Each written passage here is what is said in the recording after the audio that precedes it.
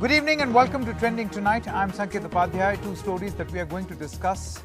Story number one is profiling an individual because he lends a helping hand. Yes, you must have heard a lot about him. A lot of high commissions wrote to him, got into a bit of a controversy. But the point is, we'll not touch upon the controversies. The point is, it's a good gesture.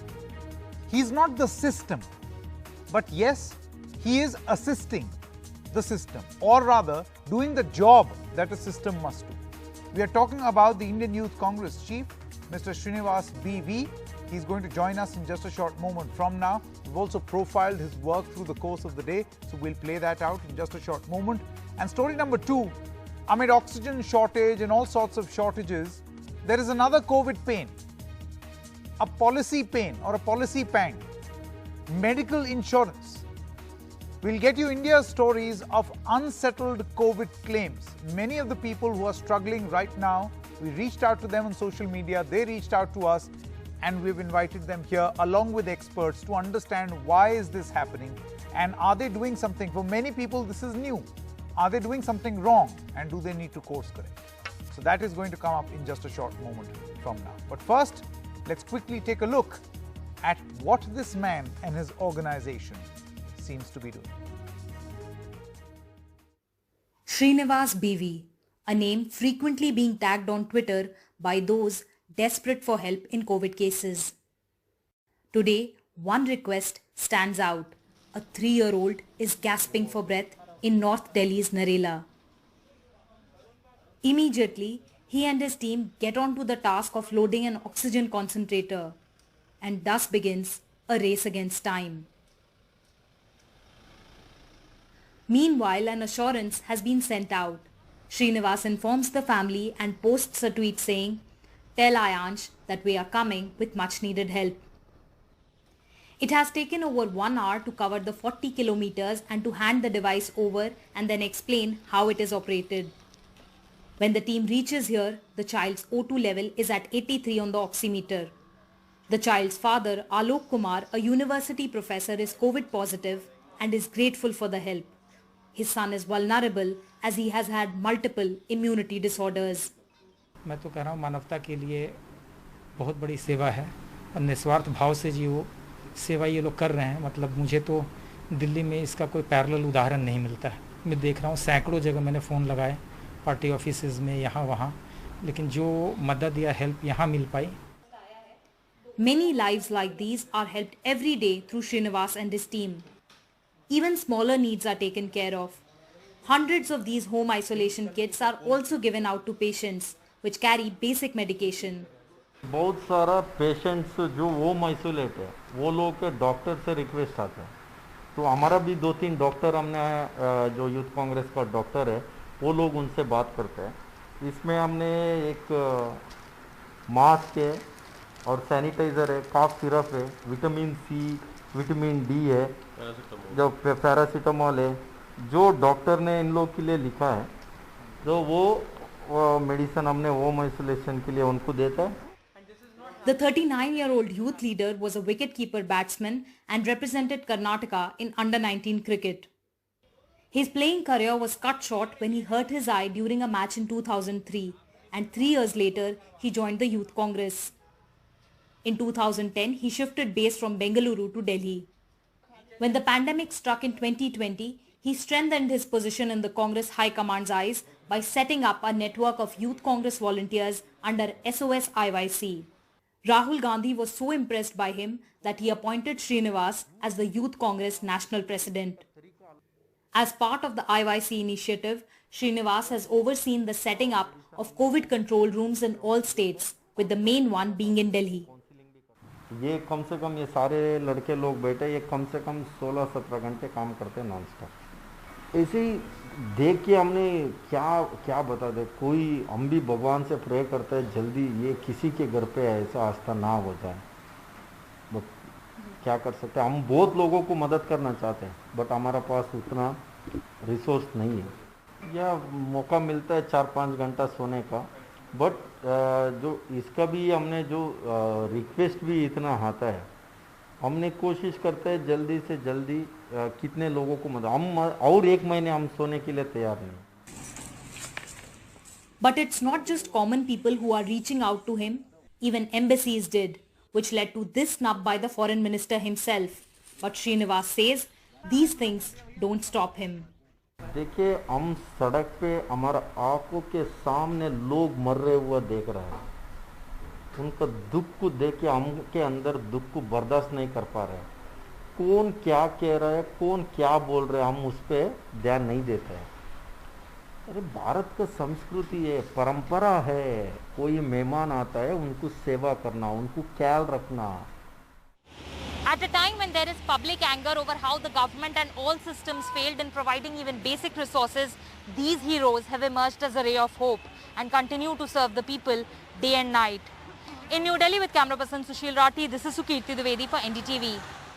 And joining us right now is Mr. Srinivas BV, President of the Indian Youth Congress. Srinivas ji, first of all, I want to start by congratulating you, thanking you for the sort of service that you are doing. I know in a political party there will be motives attached. People will say that he's doing it for publicity, all sorts of things which you must have heard.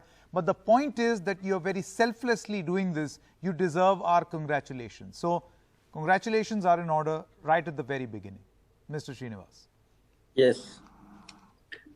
I want to know from you, your experiences. Why did you want to do this?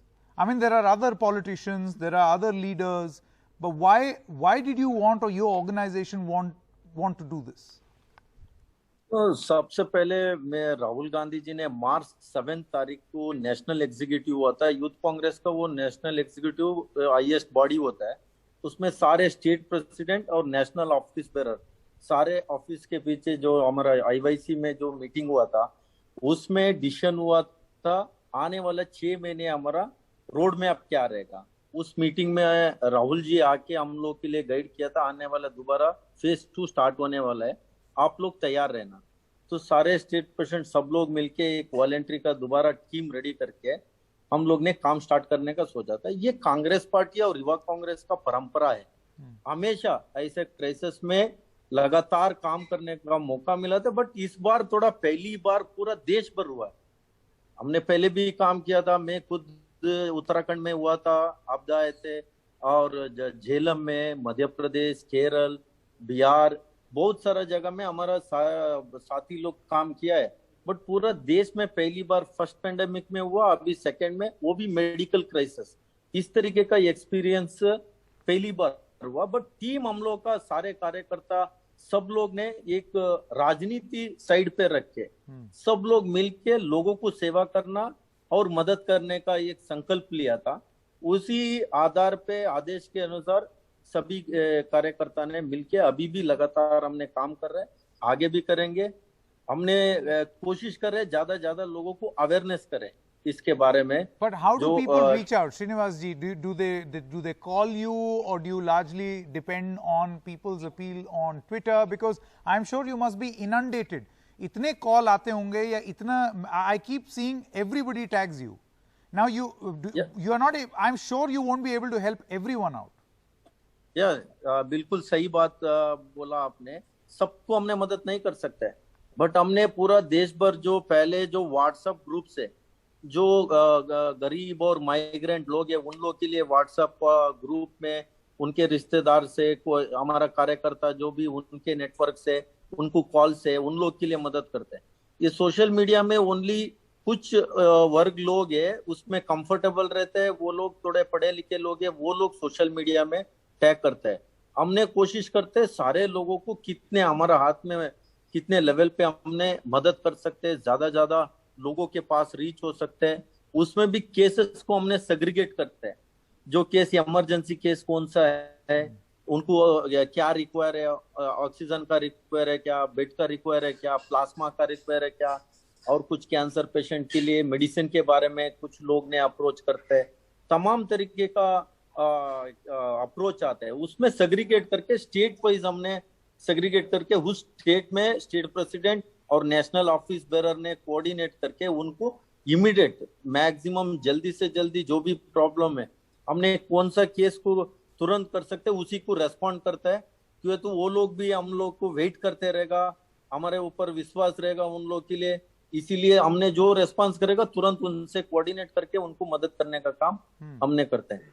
Srinivas ji, how many people are there in the Youth Congress? One is to listen to these calls, और फिर ये है कि आपकी team उस पर deliver करे. Both these things are equally important. देखिए, पूरा देश भर 1000 लोगों का हमने जो कोरोना वॉरियर्स हमने बनाया, उसमें सारे डिस्ट्रिक्ट प्रेसिडेंट और पीवाईसी ऑफिस बेरर तमाम लोग हैं। दिल्ली में 100 लोग काम कर रहे हैं, उसमें 20 पीपल कंट्रोल रूम में काम करेगा और 20 पीपल फील्ड में जो मेडिसिन डिलीवरी करना, सिलेंडर डिलीवरी करना कुछ लोग ने करेगा, कुछ लोग हॉस्पिटल में बेड आइडेंटिफिकेशन करेगा। गरीब लोग और मजदूर लोग प्राइवेट हॉस्पिटल में उनको भर्ती नहीं कर पाते हैं, वो लोग ने वहां पैसा भरना पड़ता है। ऐसे लोगों के लिए गवर्नमेंट हॉस्पिटल एक टीम कोऑर्डिनेशन करेगा, कुछ लोग के लिए प्राइवेट हॉस्पिटल का जो रिक्वायर है, कहाँ अवेलेबल है कहाँ अवेलेबल नहीं है। लोग आप देख सकते हैं दिल्ली में कहीं भी आवाज हमको सुनने में आता है, इस समय में ओनली एम्बुलेंस का आवाज सुनने में आता है। तो इस समय लोग कोविड की वजह से नहीं मर रहा है, उनको बेसिक ट्रीटमेंट सही समय पे नहीं मिल पा रहा है, इसकी वजह से मर रहा है। तो ये दुखी का बात है। तो हमने इसीलिए उन लोगों को कहीं हर हॉस्पिटल में घूमना नहीं है, कहाँ बेड अवेलेबल है, कौन सा इसमें इमीडिएटली उनको मेडिसिन मिल जाएगा। नहीं तो हमने इनसे कुछ डॉक्टर्स के हम लोग के पास, हमारे पास डॉक्टर है, कौन पेशेंट है वो आइसोलेशन करने के लिए उनसे डॉक्टर से भी कोऑर्डिनेशन करते हैं, उनका सैचुरेशन कितना है, ये तमाम चीज पे हमने कोऑर्डिनेट करके मदद करने के लिए हमने कोशिश करते हैं। Srinivas ji, I want to ask you this, obviously you are still in the process, आप अभी भी लगे हुए हैं और लोग भी आपसे उम्मीद करेंगे, मदद की गुहार लगाएंगे, लेकिन अब तक जो आप लोगों ने, I think you have done this for what 3 weeks 4 weeks, 4-5 हफ्ते से आप कर रहे हैं ये? हाँ, 4-5 हफ्ते हो गया, ऑलरेडी 28 दिन हो रहा है। इन 4-5 हफ्ते में ऐसी कौन सी चीज थी या ऐसी कौन सी अपील थी किसी की जो आपको एकदम याद हो, which may have disturbed you, where you must have thought, I'm asking you this question because there are many doctors in ICUs who are breaking down, the real tough ones are breaking down right now, उनको बड़ी तकलीफ हो रही है लोगों का दर्द देख करके। ऐसा कोई प्रकरण आपको याद हो जो आपके साथ हुआ हो, कोई ऐसी? नहीं, बहुत सारा प्रकरण है। जो 2 डॉक्टर है जो कोरोना पेशेंट के लिए वो लोग ने ट्रीटमेंट कर रहा था, डॉक्टर गिल, वो दोनों कोविड पॉजिटिव हुआ। पॉजिटिव होके उनका वाइफ डॉक्टर गिल ने थोड़ा सीरियस हुआ था, उसको हमारा पास रिक्वेस्ट आया जो प्लाज्मा के लिए। तो हमने सोचा ये लोग 1 साल से लगातार दोनों हस्बैंड वाइफ कोरोना केसेस को लोगों को मदद कर रहा है, कोरोना वॉरियर्स बन के दिन भर रात काम कर रहे हैं। वो दोनों कोविड पॉजिटिव हुआ, उसको प्लाज्मा लेके गया, तब मेरे को दुख हुआ उनको जो परिवार को देखे। ऐसा एक LNGP हॉस्पिटल के बाहर एक पेशेंट को मैंने एक मेडिसिन देने अंदर जा रहा था, उससे पहले एम्बुलेंस में कम से कम 10-15 एम्बुलेंस थे, उसमें एक व्यक्ति को मैंने मिला, वो परेशान था, सांस लेने में दिक्कत था। मैं उनसे बात किया, मैं अंदर जाके वापस आके आपको मैं मदद करूंगा करके मैंने बोल के जाके मैक्सिमम आधे घंटे लगा शायद वहां अंदर में किसी से बात करके उनको मेडिसिन दे के आने में। तो बाहर आके मैंने उनसे मिलने गया, उसके अंदर वो एक्सपायर हुआ। बहुत दुख हुआ। अभी आधे घंटे में मिल के गया, उस व्यक्ति को दोबारा देखने को मौका नहीं मिला। और व्यक्ति का मेरे को एक फोन आया, उनके घर परिवार में 3 लोग हो चुका है, 3 लोग हो चुका है, फिर भी चौथा वो उनके भाई है, वो भी कोविड सीरियस है।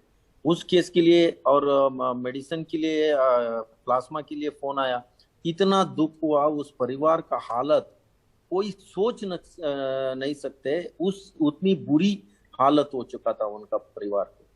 मैं आज भी एक दिल्ली यूनिवर्सिटी में प्रोफेसर है, वो 3 साल का बच्चा है, ये मेडिकल नेग्लिजेंसी के वजह से उस बच्चे के साथ बहुत बुरी तरह जो इंसिडेंट हुआ है। 3 साल से वो ऑक्सीजन पे है। वो ऑक्सीजन अभी उसको फिलिंग कर नहीं पा रहे बिकॉज ऑफ दिस कोरोना के वजह से। वो परसों हमको रिक्वेस्ट किया था, हमने उनके लिए पहले सिलेंडर दिया था उसको एक दिन में वो एक ही दिन के अंदर खत्म हो रहा था। तब हमने राहुल गांधी जी के तरफ से कुछ ये हमारे पास कुछ ऑक्सीजन कंसंट्रेटर आया था, वो आज हमने उनको प्रोवाइड किया। ऐसे तमाम चीजें देख के बहुत दुख हो जाता है। और एक मेरे को सबसे ज्यादा दुखी का बात है जो अंत्यक्रिया किया हम कुछ केसेस को, कम से कम अभी तक हमने 12-13 केसेस हमने अंत्यक्रिया किया। वो उनका बेटा कहीं अब्रॉड में है, उनके माँ कोविड है, उनके फादर डेथ हो गया, उनके परिवार में कोई नहीं है उस अंत्यक्रिया करने के लिए। ऐसे केसेस में हमें क्या बता, एकदम टोटली मींस इमेज नहीं कर सकते। वो लोग फोन करके रोता है। तो मैं तो आज भी उसको मैं बहुत बार हमने रोया है, खाना नहीं कर सकते। ऐसे केसेस देख के बहुत दुख हो गया। But you're there, out there to help people, and there are many like you. I'm not saying you're alone. There are many like you. Some are associated with political parties, others are not. But I feel at a time when the system has failed to work, it's people like you, Mr. Srinivas, India is looking up to and incredibly proud of. Thank you so much. Thank you so much. इसमें clearly Rahul ji, Priyanka Gandhi दोनों बोला है, आप लोग राजनीति में मत करो, दिल से आप सेवा करो। उसी को फोकस करेंगे। We are ready to help. I'm not going to give them this credit. This is entirely yours because you are the one who. No. They may have thought of it. You are the one who's actually doing it on the ground. Thank you. I don't attach too much significance to only good intentions, so long as you don't work on them. And Mr. Srinivas has proved beyond doubt that he's much more than good intentions. He's helping people out in this time of need. Thank you very much. Let's move on now to the other story. Another COVID pain that is being felt by people is medical insurance. Lots of stories of how people are suffering because they got a policy, but somehow they cannot claim this policy and cannot pay the bills because of COVID-19 for all the patients that have been admitted. What is the problem? And what is the solution to this? Let me now introduce Mr. Shahabuddin Khan. He is self-employed. He will be sharing with us his story. We also have Vijay Dagli. He is a patient's son. He will narrate his story. We also have Sachit Jolly, partner at DMD Advocates, and Mr. Amit Chabra, health business head of PolicyBazaar.com, is going to join us in just a short moment. Shahabuddin Khan ji, we'll begin with you. Would you like to narrate your story? Thank you so much, Sanket ji. You raised this type of issue, this current scenario. Sanket ji, my mother-in-law she is in Mumbai. Last 27th of March को वो Covid positive आई और then वो Indian institute of medical sciences Dombivli Mumbai में admitted हुई और वो सीधा ICU में गई और टिल 7th of अप्रैल तक वो आईसीयू में एडमिटेड रहे। उसके बाद गॉड ग्रेस वो रिकवर हुई और बाद में वो रिलीज हुई। उनका जो मेडिकल एक इंश्योरेंस था एचडीएफसी अर्गो कंपनी से, जो लास्ट 2016 से कंटिन्यू था, उसका जो प्रीमियम था 35,000 रुपीज पर ईयर वो इंडिविजुअली अपना प्रीमियम पे कर रहे थे। बट टिल नाउ उनको जब लास्ट, इससे पहले भी इशू था कि 2016 के अंदर उनको एक इशू हुआ था, तब भी वो उन्होंने क्लेम नहीं दिया था।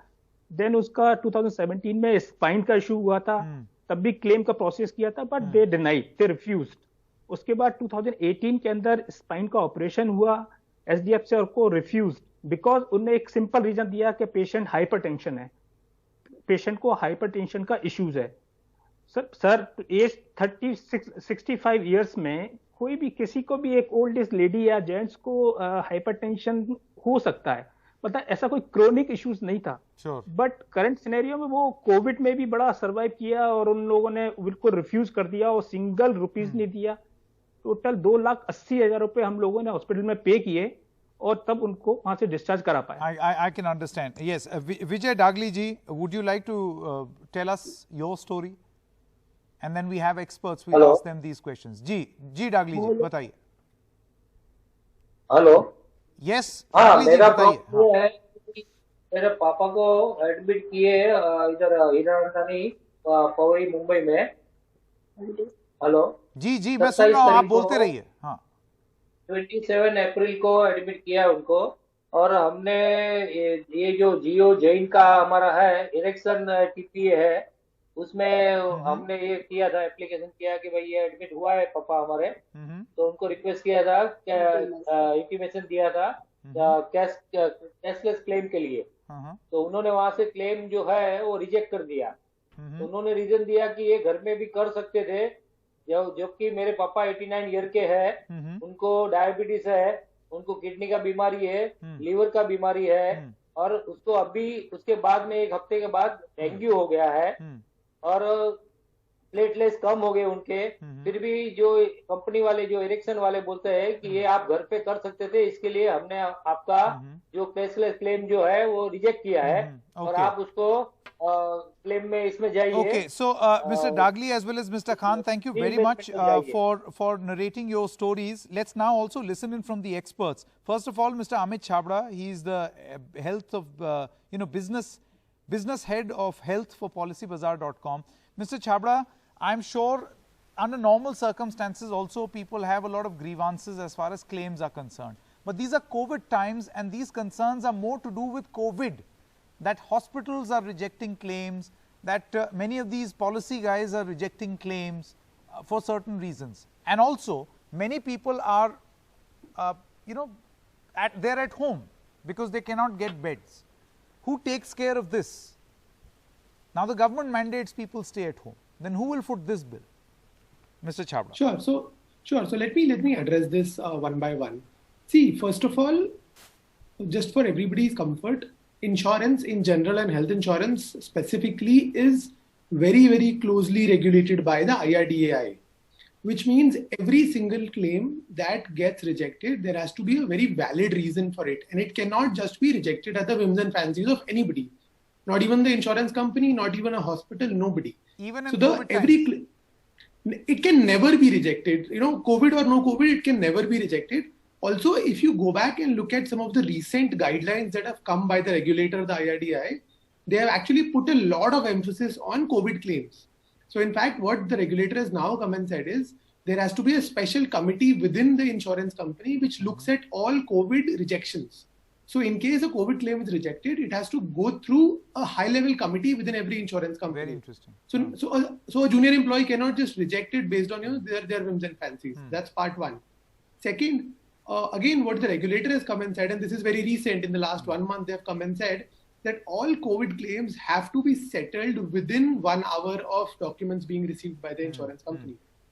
The objective is, see, understand right now there is a big rush at hospitals and nobody wants, a bed being occupied for the reason of claim settlement being stuck, because you would rather give that bed to somebody and save a life.